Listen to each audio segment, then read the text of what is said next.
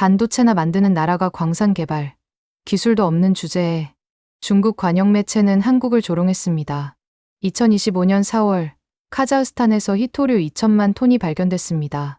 시진핑은 즉각 전화를 걸어 압박했고 중국 관영 매체는 한국을 조롱했습니다. 하지만 2025년 6월 150조 원 계약을 따낸 것은 한국이었습니다. 그 중심에는 한국지질자원연구원과 카자흐 고려인 3세대의 30년 약속이 있었습니다.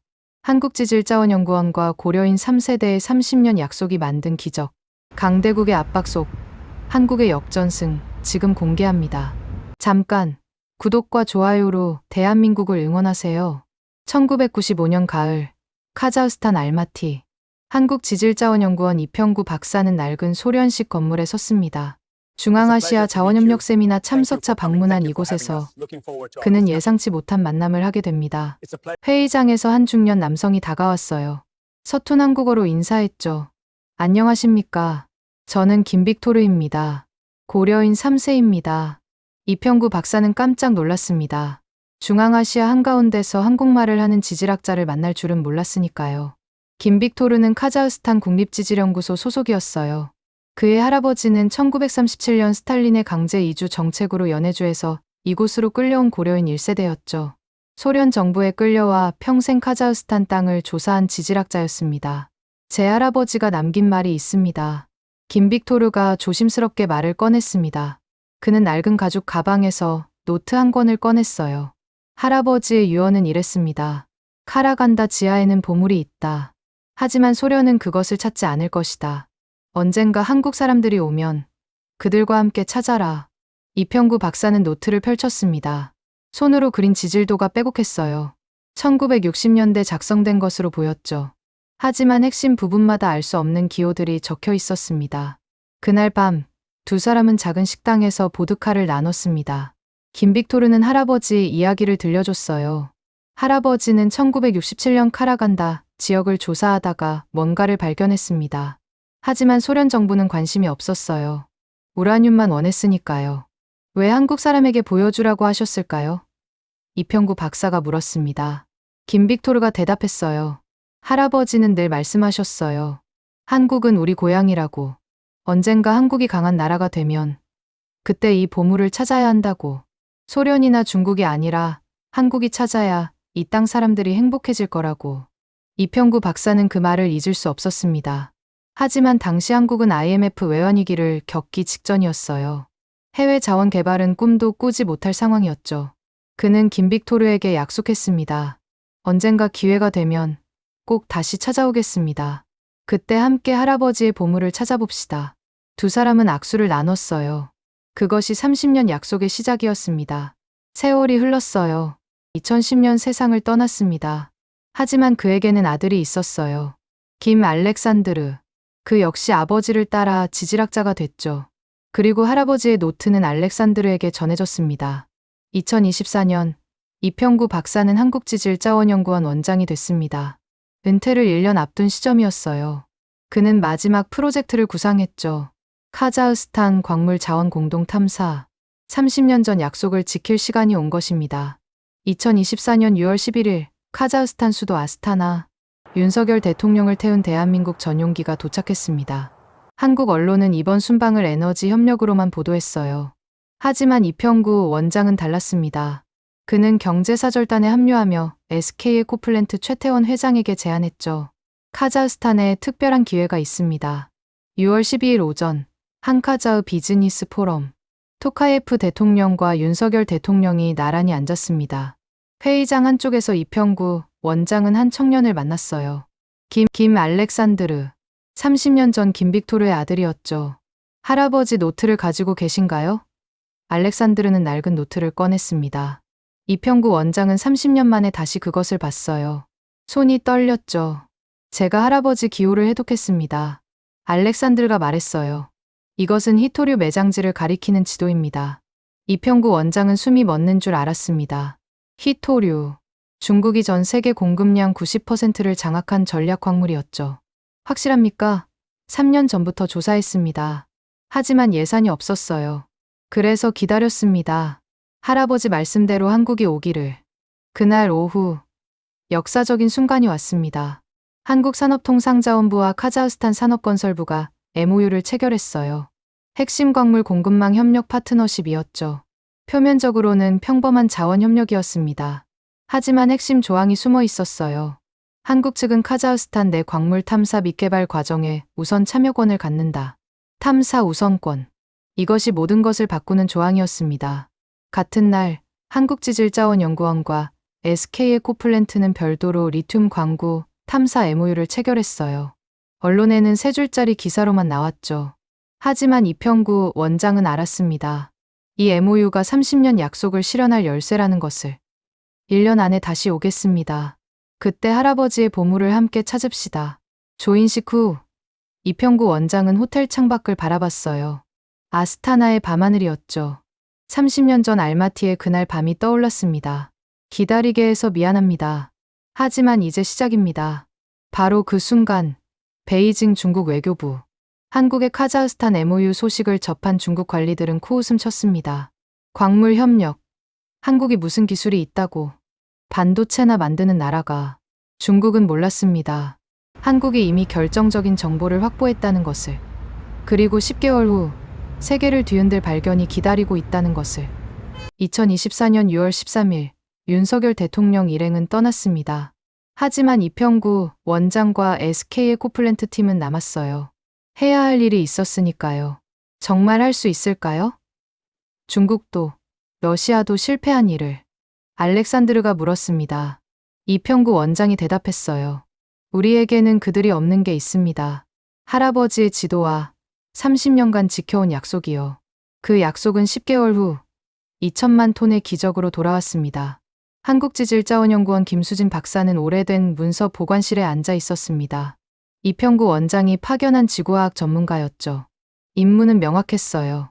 알렉산드르 할아버지 노트의 암호 해독. 6개월간 매달렸지만 진전이 없었습니다. 그날 그녀는 1967년 소련 지질학회 보고서 사이에 끼워진 개인 노트를 발견했어요. 이반 페트로프, 소련과학 아카데미 지질학 박사.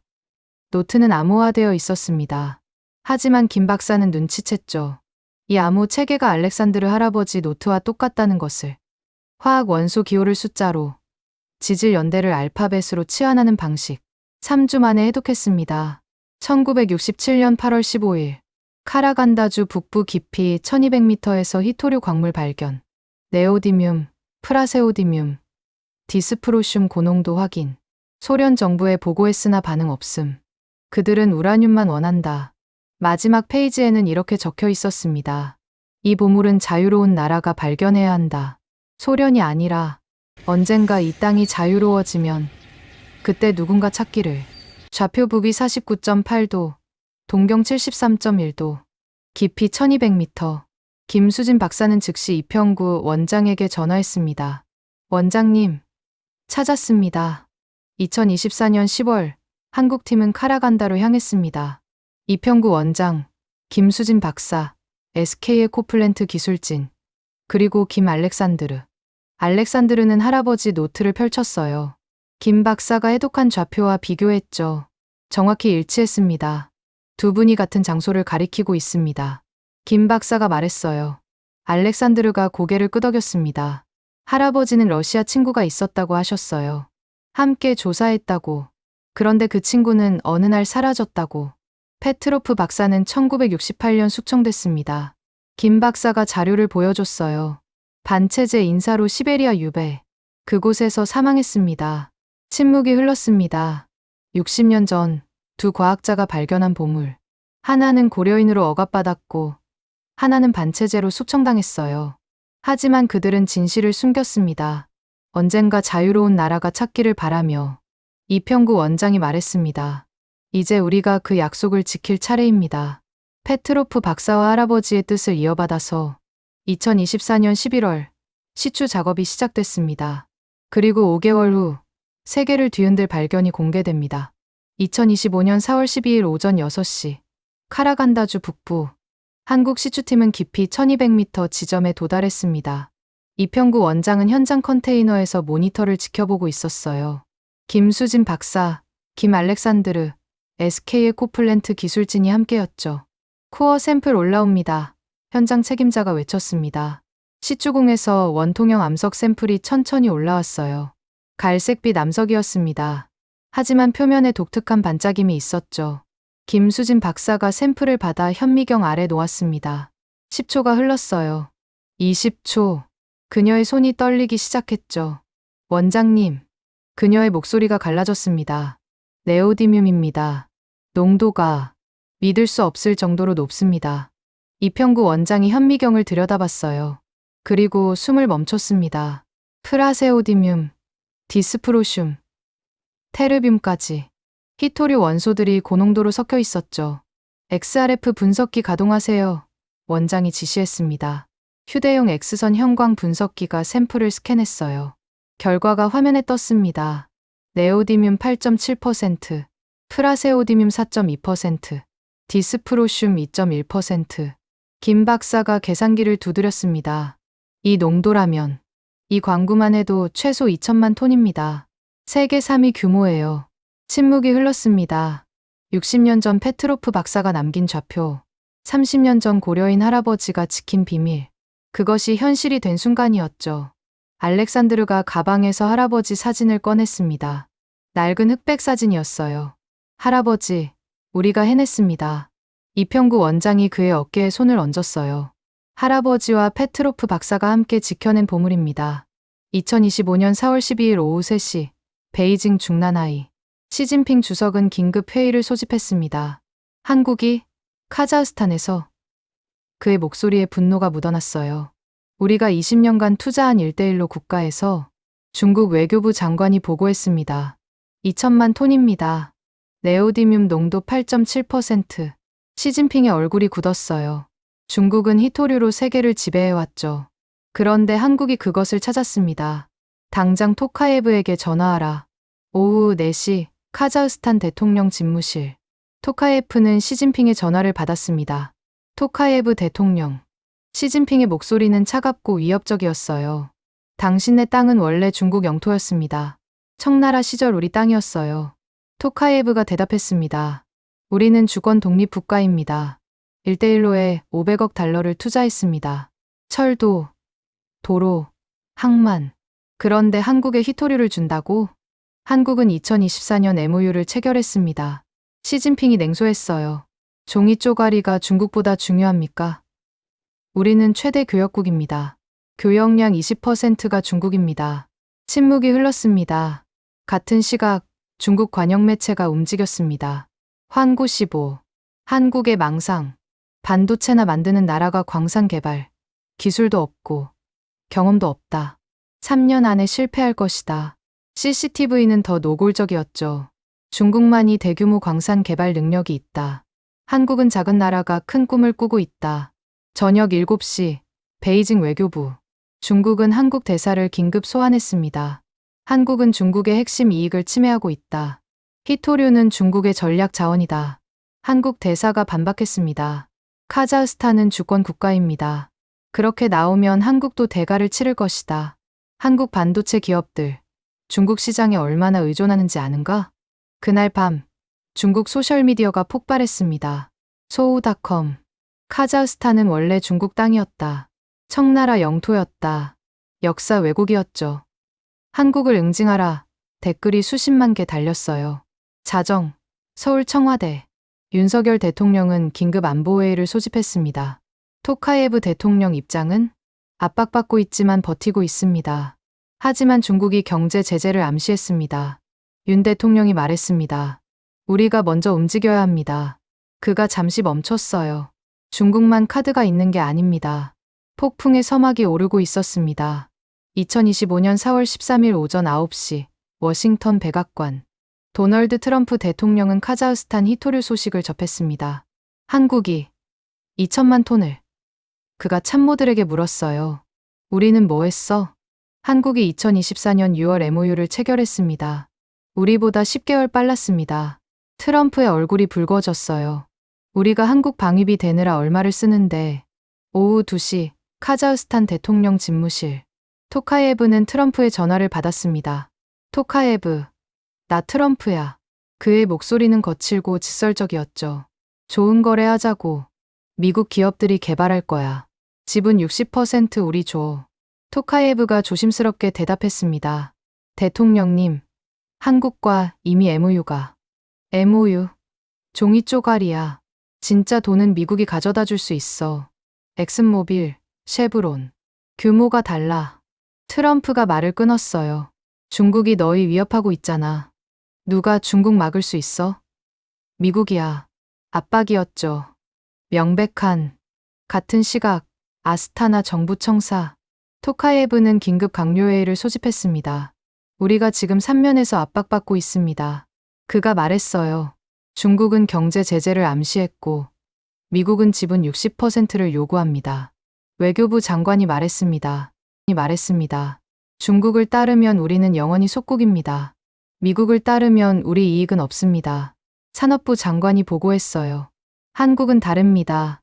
그들은 정제 기술이 있습니다. 배터리 공장을 함께 짓자고 합니다. 그리고 우리 청년 5,000명을 한국에 유학 보내 기술을 배우게 하겠답니다. 회의실이 조용해졌습니다. 토카예브가 물었어요. 중국이나 미국은 그런 제안했습니까? 아니요. 그들은 채굴 것만 원합니다. 토카예브는 창밖을 바라봤습니다. 아스타나의 스카이라인. 이 도시 대부분이 중국 돈으로 건설됐죠. 중국이 우리를 어떻게 보는지 압니까? 그가 말했어요. 영토라고 봅니다. 소우닷컴 봤습니까? 청나라 영토였다고 합니다. 그가 참모들을 돌아봤어요. 미국은 어떻습니까? 트럼프는 우리를 파트너로 봅니까?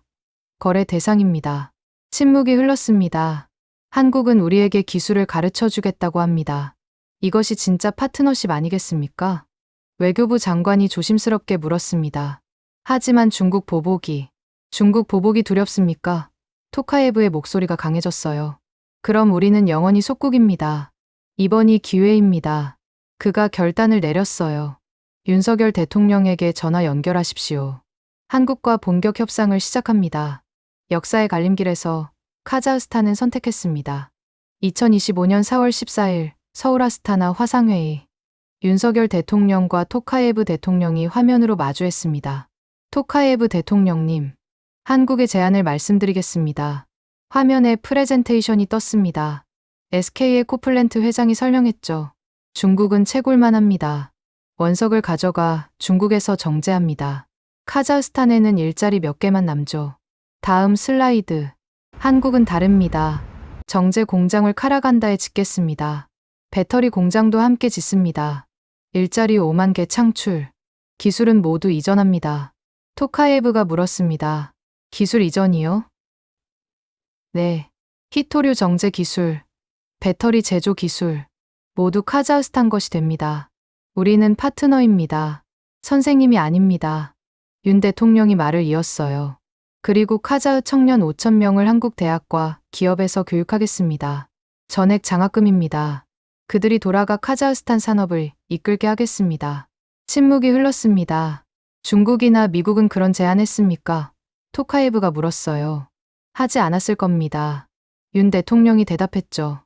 그들은 자원만 원합니다. 우리는 카자흐스탄의 미래를 원합니다. 토카예브는 깊이 생각했습니다. 30년간 중국과 일했죠. 하지만 중국은 카자흐스탄을 키워주지 않았습니다. 영원히 원자재 공급국으로 남기를 원했어요. 계약 조건은? 토카예브가 물었습니다. 지분 50대 50입니다. 평등한 파트너십입니다. 수익도 반반 나눕니다. 토카예브의 눈이 커졌어요.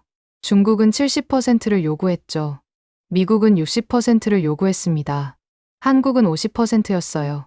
계약 기간 30년. 카자흐스탄이 원하면 연장 가능합니다. 중도 해지 권리도 카자흐스탄에 있습니다. 토카예브가 참모들을 돌아봤습니다. 그들의 눈빛이 말했죠. 이것이 기회라고. 윤 대통령님. 토카예브가 말했어요. 한국을 믿겠습니다. 우리 조상들이 함께했던 것처럼 우리도 함께하겠습니다. 2025년 4월 15일 베이징. 시진핑은 소식을 들었습니다. 분노가 폭발했죠. 한국이 이겼다고? 50대 50 계약이라고? 하지만 이미 늦었습니다. 역사의 수레바퀴는 돌아가기 시작했어요. 2025년 6월 12일 서울 신라호텔. 역사적인 계약 체결식이 열렸습니다. 토카예브 대통령은 한국을 방문했어요. 윤석열 대통령과 함께 서명대 앞에 섰죠. 대한민국 카자흐스탄 히토류 공동개발협정. 계약서 제목이었습니다. 총액 150조 원. 30년 계약. 지분 50대 50. 두 대통령이 서명했습니다. 박수가 터졌어요. 토카예브가 마이크 앞에 섰습니다. 그의 목소리는 단호했어요. 중국은 우리를 속국으로 봤습니다. 그들은 말했죠. 카자흐스탄은 원래 중국 땅이었다고. 우리를 협박했습니다. 회의장이 조용해졌습니다. 하지만 한국은 달랐습니다. 한국은 우리를 파트너로 봤습니다. 기술을 가르쳐 주겠다고 했습니다. 우리 청년들을 교육하겠다고 했습니다. 토카예브의 눈빛이 빛났어요. 이것이 진짜 형제국가입니다. 고려인 조상들이 꿈꿨던 그날이 왔습니다. 같은 시각, 베이징 중난하이. 시진핑은 생중계를 지켜봤습니다. 그의 얼굴은 굳어 있었어요. 옆에 있던 외교부 장관이 말했죠. 주성님, 한국이 보고 있다. 시진핑이 차갑게 말했습니다. 화면에는 토카예브와 윤석열이 악수하는 장면이 나왔어요. 그리고 한 사람이 더 있었습니다. 김 알렉산드르, 고려인 3세 지질학자. 그는 할아버지 사진을 손에 들고 있었어요. 1937년 연해주에서 찍은 흑백 사진. 강제 이주 직전의 할아버지였죠. 할아버지, 알렉산드르가 조용히 말했어요. 약속 지켰습니다. 한국과 함께 찾았습니다. 카메라가 그 장면을 잡았습니다. 전 세계로 생중계됐어요. 이평구 원장이 다가와 알렉산드르의 어깨에 손을 얹었습니다. 30년 전 약속, 우리가 지켰습니다. 그날 한국 언론은 일제히 보도했습니다. 150조 원 히토류 계약 체결. 중국 독점 깨졌다. 카자흐스탄, 한국을 선택했다. 중국 황구시보는 짧은 기사 하나만 실었어요. 한국 카자흐 자원 계약. 실패할 것. 하지만 세계는 알았습니다. 이것이 시작이라는 것을. 중국의 시대가 저물고 새로운 파트너십의 시대가 열렸다는 것을. 2천만 톤의 히토류. 그것은 단순한 광물이 아니었습니다. 고려인 할아버지의 꿈이었고 30년 약속이었고 평등한 파트너십의 상징이었어요. 역사는 기억할 것입니다. 2025년 6월 12일. 오늘 이야기는 여기까지입니다. 대한민국 화이팅!